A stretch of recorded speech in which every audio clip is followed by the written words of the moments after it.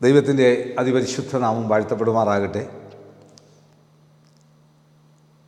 വിശുദ്ധ മർക്കോസിന് സുവിശേഷം 12-ാം അധ്യായം 1 മുതൽ 12 വരെയുള്ള വാക്യങ്ങളിൽ ജൂയിഷ് രാജ്യത്തെപ്പറ്റി പറയുകയാണ്. ആ രാജ്യത്തിൻ്റെ ജൂയിഷ് നേഷനെ പറ്റി പറയുമ്പോൾ വിശുദ്ധ മർക്കോസ് 12:1 മുതൽ 12 വരെ. പിന്നെ അവൻ ഉപമകളാൽ അവരോട് പറഞ്ഞു തുടങ്ങിയത്, ഒരു മനുഷ്യനൊരു മുന്തിരിത്തോട്ടം നട്ടുണ്ടാക്കി, ചുറ്റും വേലി കെട്ടി, ചക്കും കുഴിച്ചു നാട്ടി, ഗോപുരവും പണിത് കുടിയാന്മാരെ ഏൽപ്പിച്ചിട്ട് പരദേശത്ത് പോയി. കാലമായപ്പോൾ കുടിയാന്മാരോട് തോട്ടത്തിൻ്റെ അനുഭവം വാങ്ങേണ്ടതിന് അവനൊരു ദാസനെ കുടിയാന്മാരുടെ അടുക്കൽ പറഞ്ഞയച്ചു.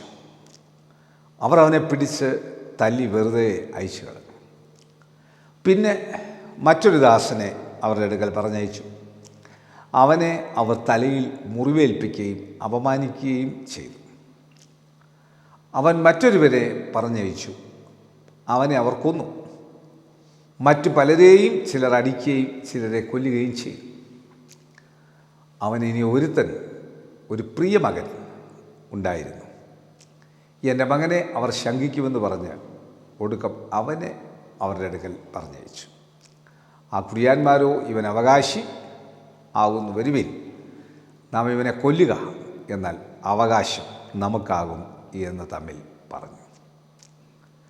അവർ അവനെ പിടിച്ച് കൊന്നു, തോട്ടത്തിൽ നിന്ന് എറിഞ്ഞു കളഞ്ഞു. എന്നാൽ തോട്ടത്തിൻ്റെ ഉടയവൻ എന്ത് ചെയ്യും? അവർ വന്ന് ആ കുടിയാന്മാരെ നിഗ്രഹിച്ച് തോട്ടം മറ്റുള്ളവരെ ഏൽപ്പിക്കും. വീട് പണിയുന്നവർ തള്ളിക്കളഞ്ഞ കല്ല് മൂലക്കല്ലായി തീർന്നിരിക്കുന്നു. ഇത് കർത്താവിനാൽ സംഭവിച്ചു, നമ്മുടെ ദൃഷ്ടിയിൽ ആശ്ചര്യമായിരിക്കുന്നു എന്ന് തിരുവെഴുത്ത് നിങ്ങൾ വായിച്ചിട്ടില്ലയോ?